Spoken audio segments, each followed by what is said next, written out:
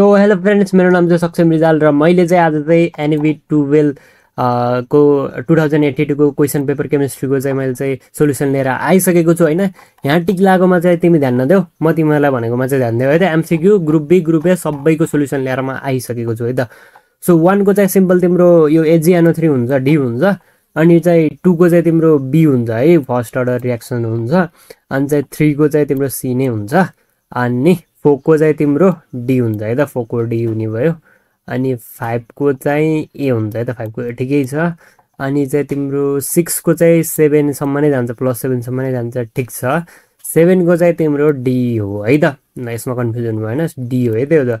8 को चाहिँ तिम्रो चाहिँ बेन्जिन डाइओजेनियम क्लोराइडै हो, बी नै हुन्छ है त। सो अनि त्यसपछि चाहिँ 9 मा छ यसले कार्बोलामाइन चाहिँ यसले दिन्छ है त, ल 9 को चाहिँ डी नै हुने भयो। र 10 को चाहिँ कति हुने भयो भन्दाखेरि चाहिँ 10 को चाहिँ बी नै हुने भयो, र 11 को चाहिँ ए हुने भयो है त। यसरी चाहिँ हामीले चाहिँ एमसीक्यू सक्यौँ, ए है, एमा लाग्यो यो टिक। ल यसरी चाहिँ हामीले एमसीक्यू सक्यौँ र हामी चाहिँ ग्रुप बीतिर जाऊँ है त।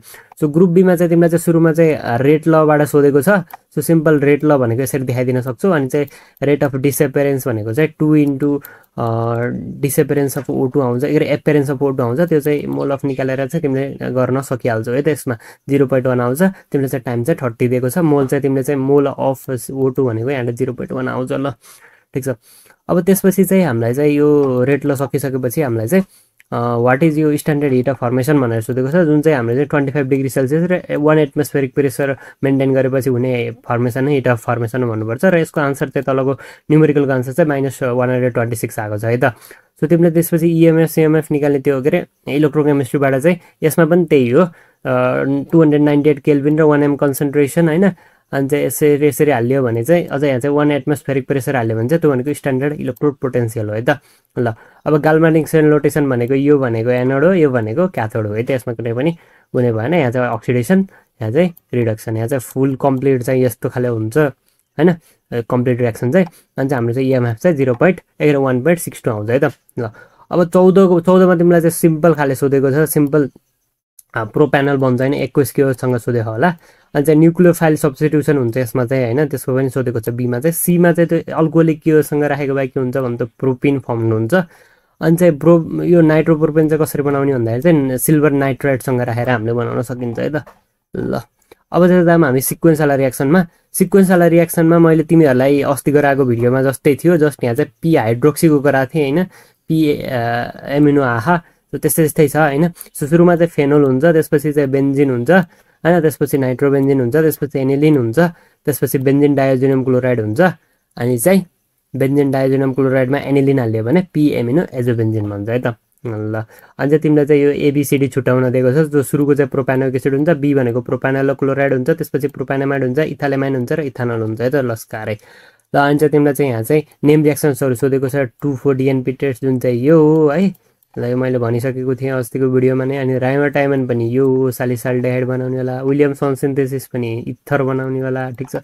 पर्किङ कन्डेन्सेसन पनि सिन्नामिक एसिड बनाउनेवाला, र उर्सफिटिक पनि टौलिन बनाउनेवाला है त। ल यति कुरा भइहाल्यो। अब हामीलाई सोधेको छ 17मा चाहिँ होपम्यान सोधेको छ, त्यो होपम्यान तिमीले गर्न सक्यौ। र नाइट्रस एसिडको सोधेको छ है त टेस्ट, अहिले नाइट्रस एसिडको चाहिँ सोधेको छ, जुनमा चाहिँ फर्स्ट डिग्रीमा चाहिँ अल्कोहल बन्छ, सेकेन्ड डिग्रीमा चाहिँ नाइट्रोसो मिथेनेमाइन एन मिथाइल नाइट्रोसो मिथेनेमाइन भन्छ, जुन चाहिँ येल्लो लिक्विडको हुन्छ। येल्लो लिक्विडबाट हामीले थाहा पाइन्छ। ल यसरी चाहिँ हामीले यो पनि सकिन्छ है त। अब 18मा तिमीलाई चाहिँ सोधेको छ जिङ्कको चाहिँ मतलब कम्पाउन्ड चाहिँ जिङ्क हो होइन। अनि चाहिँ जिङ्कको चाहिँ C4 भनेको जिङ्क ब्लेन्ड हो, जुन चाहिँ सल्फाइड ओर हो होइन। सो सिम्पल भइहाल्यो। अनि चाहिँ जिङ्क चाहिँ हामीले चाहिँ कन्सिडर गरिन्न ट्रान्जिसनल मेटलमा भन्दाखेरि चाहिँ it's d orbital are completely filled both in ground and यो ground state in its common oxidation state, यस्तै मिलेर लेखेछौ भने भइहाल्छ त। अनि चाहिँ तिमीले चाहिँ भर्टिकल रेटोड चाहिँ फर्नेस चाहिँ तिमीले ड्र गर भनेको, त्यो ड्र गरेर यो 8 है, 8 यो ZNO + C सँग रियाक्ट गर्दाखेरि यति डिग्री सेल्सियसमा ZN + C भन्छ है त। ल अब यसमा चाहिँ यो चाहिँ basic layer of zinc carbonate भन्छ है त। यो जिङ्कलाई चाहिँ हामीले चाहिँ एयरमा चाहिँ एक्सपोज गरियो भने। ल अब चाहिँ हेर तिमीलाई चाहिँ अब रस्टिङबाट सोधेको छ।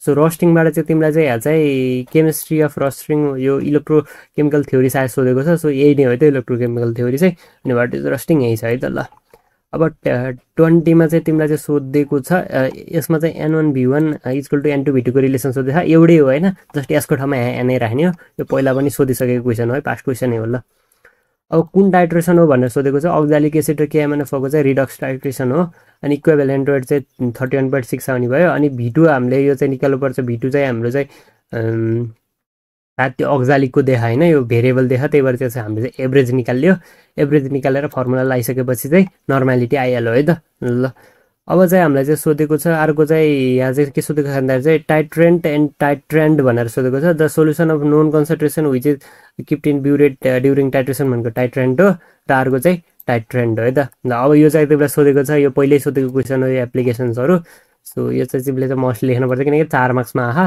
त मजाले लेख्नुपर्छ त फेरि आउँदैन मार्क्स ल तिमीले यो गरेको भए मार्क्स आउँथ्यो हैन किनकि यो न्युमेरिकल टाइपको थियो तर यसमा चाहिँ धेरै चाहिँ लेन्दी के छ भन्दाखेरि चाहिँ थ्योरी छ त्यही भएर चाहिँ भोल्युमेट्रिक नगरेको भए चाहिँ हुन सक्छ तर केही छैन राम्रो गरेको भए पनि ठिकै आउँछ है त ल अब लुइस एसिड र ब्रोन एसिड यही छ यो हेरिहाल हैन अनि चाहिँ यहाँ चाहिँ हाम्रो चाहिँ यो चाहिँ एउटा न्युमेरिकल सोधेको छ जुन चाहिँ 2 मार्क्समा छ सो सुरुमा चाहिँ हामीले अल्फा भनेको चाहिँ आयनाइजेसन कन्स्टेन्ट निकालेको छ जुन 2.2 × 10 को पावर -4 आउँछ र H प्लस कन्सन्ट्रेसन चाहिँ C * अल्फा गरेर चाहिँ हाम्रो चाहिँ 2.1 × 10 को पावर -6 आउँछ है त ल अब तिमीलाई यहाँ 21 मा सोधेको छ एक्समा चाहिँ ग्रिग्नान रिएजेन्ट डाल्दाखेरि y बन्छ र y मा चाहिँ y ले चाहिँ अक्सिडेसन गर्दाखेरि z बन्छ भने अनि XYZ ले चाहिँ के दिन्छ र पोजिटिभ आयोड फर्म टेस्ट दिन्छ भनिसकेपछि x भनेको इथानल हो y भनेको प्रोपान-2 हो र z भनेको प्रोपानोन हो है त ल किन यिनीहरू चाहिँ किन आयोड फर्म टेस्ट दिन्छन् भन्दाखेरि चाहिँ यिनीहरू ग्रुपसँग चाहिँ CH3CO ग्रुप छ त्यही भएर यिनीहरू कम्पाउन्डसँग चाहिँ CH3CO ग्रुप छ त्यही भएर चाहिँ यिनीहरूले चाहिँ आयोड फर्म टेस्ट दिन्छन् भन्नु पर्यो है त